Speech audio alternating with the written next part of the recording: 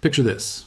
A billionaire wakes up one morning, pours himself a coffee, opens his phone, and decides to take out a massive loan. Not because he's broke, not because he's drowning in bills, not because he made a mistake. He does it on purpose. Now here's the part that should mess with your head. Oh. At the exact same moment, millions of people around the world are working overtime, skipping vacations, stressing themselves sick, just to pay off debt as fast as humanly possible. Same word. Two completely opposite reactions. One person sees danger, the other sees opportunity. And that difference explains why some people spend their entire lives chasing money, while others seem to bend the system in their favor. Today, we're going to talk about something schools never explain clearly. Why billionaires don't rush to pay off debt. Why they actually use debt to get richer. And how misunderstanding this one concept quietly keeps most people stuck. This isn't about hype. It's about how money actually works behind the scenes. From a young age, we're taught a very simple story about debt. Debt is bad. Debt is dangerous. Debt ruins lives. And to be fair, for most people, that story is true. Credit card debt, car loans, student loans, buy now, pay later traps. We borrow money for things that lose value, and then spend years paying interest on stuff that doesn't even excite us anymore. So naturally, we internalize one rule. If I ever make money, I'll pay off all my debt and finally be free. That rule sounds responsible. It sounds mature, but here's the uncomfortable truth. That rule was designed for employees, not owners, because the wealthy don't see debt as something emotional. They see it as something mathematical. And the part? Schools never teach. Schools teach you how to earn money.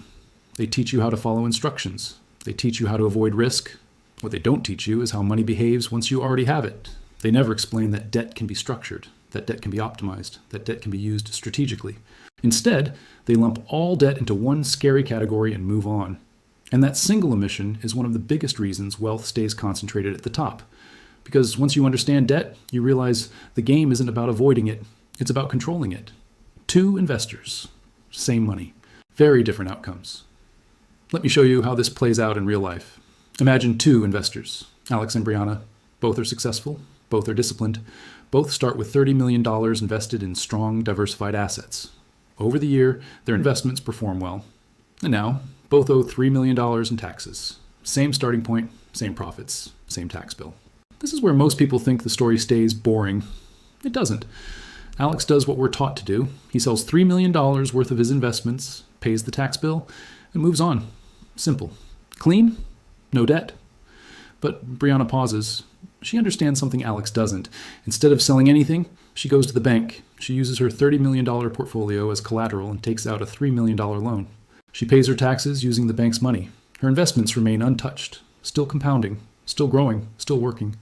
At first glance, it feels risky, but over time, this single decision quietly creates a massive gap between them. Now why? Selling assets is more expensive than you think. When Alex sold $3 million of his investments, he didn't just pay taxes. He also lost future growth. That $3 million is no longer compounding, no longer producing returns, no longer participating in the market. His portfolio shrank permanently. Brianna's didn't. And over decades, compounding doesn't forgive small differences. It amplifies them. What looks like a safe decision today often becomes the most expensive one tomorrow. The hidden power of fixed-rate debt. Now let's talk about something almost no one explains properly. Inflation. Inflation quietly makes your money worth less every year. If inflation is 3%, $100 today only buys what $97 did last year. And if your money is sitting still, you're losing purchasing power without noticing. But here's the twist.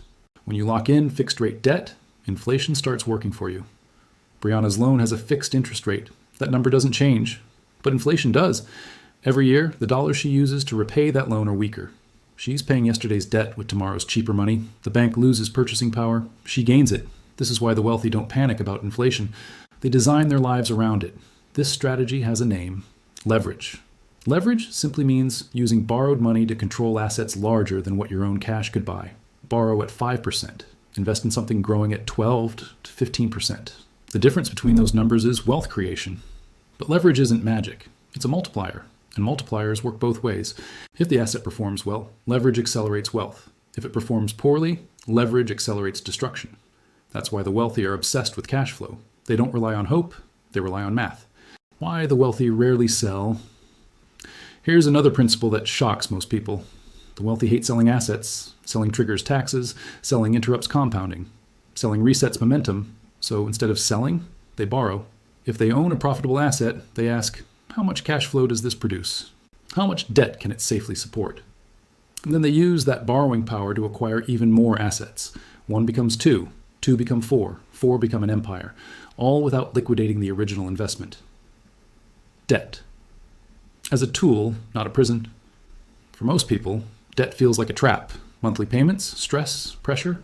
For the wealthy, debt is neutral, emotionless. They don't ask, how does this debt make me feel? They ask, what does this debt allow me to control? Assets create freedom. Debt is just the bridge.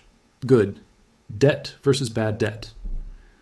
Let's make this painfully clear. Bad debt buys liabilities, cars that lose value, gadgets that become obsolete, lifestyle upgrades that impress people who don't matter. Good debt buys assets, rental properties, businesses, cash-flowing investments. Bad debt steals from your future. Good debt builds it. Same word. Opposite effect. Why discipline is the real divider. Here's where most people go wrong. They learn about good debt, but skip the discipline part. They borrow, see extra cash, and spend it. The wealthy don't. Every dollar the asset produces either buys another asset or pays down the principal. No lifestyle inflation, no emotional decisions. Debt without discipline is destruction. Debt with discipline is acceleration. And the tax reality. No one talks about. Many billionaires pay very little income tax. Not because they cheat, but because they don't earn income the way most people do. Their wealth comes from asset appreciation. Assets aren't taxed until sold, so they don't sell. They borrow against them. Loans aren't taxable income. So while their assets grow, they fund their lifestyle with debt. Meanwhile, the average worker gets taxed at every step. Earn, tax invest, tax profit, tax ownership changes everything. In a world where inflation silently erodes your savings, doing nothing is a decision. The question isn't whether debt is good or bad. The question is simple. Are you using debt to consume or to build? Schools won't teach you this. Jobs won't explain it. And most people will never question it. But now you know. And once you see the system, you can't unsee it. If this opened your eyes, subscribe to this channel. We break down the money systems that quietly decide who gets ahead and who stays stuck. This was just the beginning.